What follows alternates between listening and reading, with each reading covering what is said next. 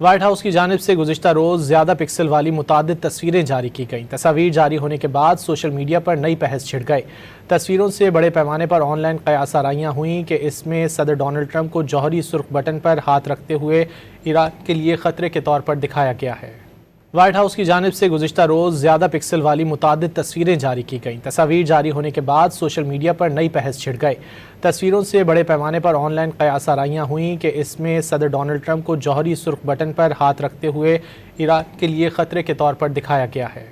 White house کی جانب سے گزشتہ روز زیادہ پکسل والی متعدد تصویریں جاری کی گئیں۔ تصاویر جاری ہونے کے بعد سوشل میڈیا پر نئی بحث چھڑ گئی۔